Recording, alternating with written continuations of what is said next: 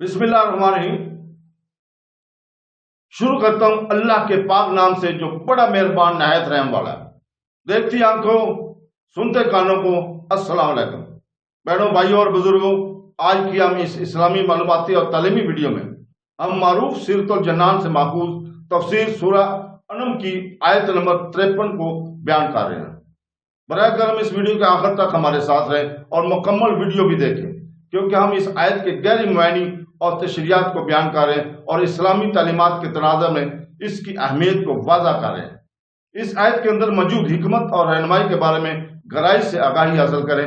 اس آیت کی تلاوت ہم پہلے ہی اردو اور انگریزی ترجمہ کے ساتھ پاکستانی وقت کے مطابق صبح 6 بجے کر چکے ہیں، لہذا براہ کرم اس ویڈیو کو اپنے رشتہ داروں کو بھی شیئر کریں تاکہ وہ بھی اس سے مستفید ہو سکیں۔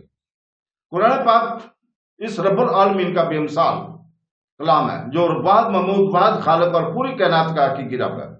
اللہ تعالیٰ نے یہ کلام حضور پاک صلی اللہ علیہ وسلم پر نازل فرمایا۔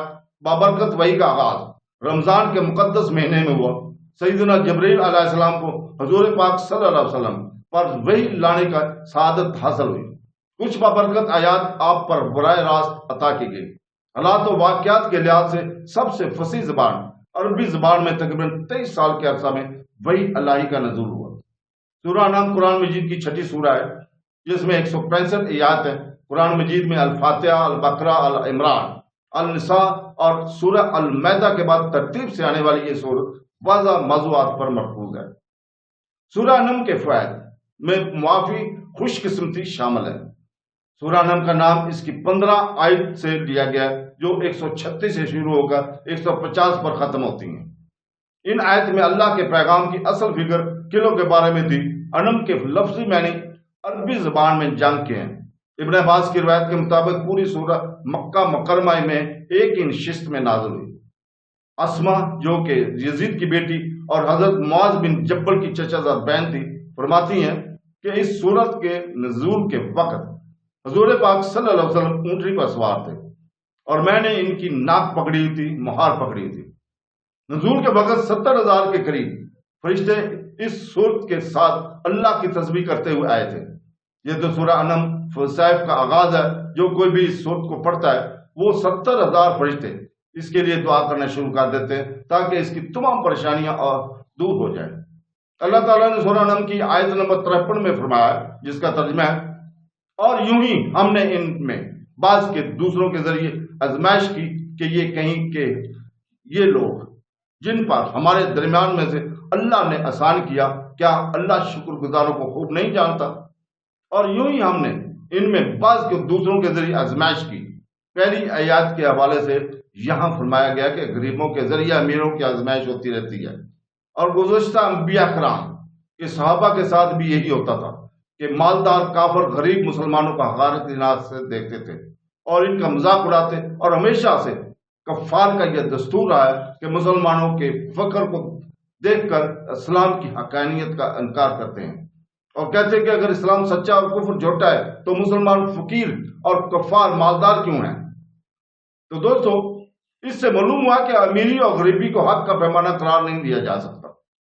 نیز سابقہ آیات کی شان نزول اور اس آیت کے درس سے بہت سے مذہبی لوگوں اور خود امیروں کو بھی درس حاصل کرنا چاہیے، کیونکہ ہمارے زمانے میں بھی یہ رجحان موجود ہے کہ اگر امیر آتا ہے تو اس کی تعظیم کی جاتی ہے، جبکہ غریب کو حقارت کی نگاہ سے دیکھا جاتا ہے۔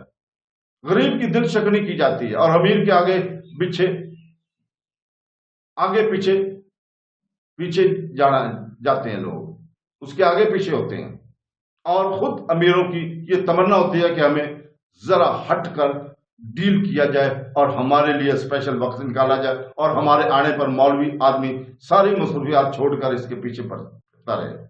غریب آدمی پاس بیٹھ جائے تو امیر اپنے سٹیٹس کے خلاف سمجھتا ہے، اس سے غریب کے کپڑوں سے بو آتی ہے، غریب کے پاس بیٹھنا اس کی طبیعت خراب کر دیتا ہے، غریب سے ہاتھ ملانا اس امیر کے ہاتھ پر جراثیم چڑھ جاتے ہیں۔ الغرض یہ سب باتیں غور و تکبر کی ہیں، ان سے بچنا لازمی ضروری ہے۔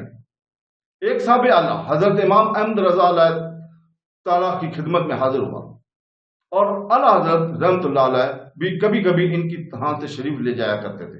ایک مرتبہ آپ نے ان کے ہاں تشریف فرما تھے کہ ان کے محلے کا ایک بیچارہ غریب مسلمان ٹوٹی पुरानी चारपाई पर जो सेन के किनारे पड़ी थी झुकते हुए बैठा ही था कि साहब खाना ने नहायत कड़वे तेवरों से इसकी तरफ देखना शुरू किया, यहां तक कि वो निदामत से सर झुकाए उठकर चला गया।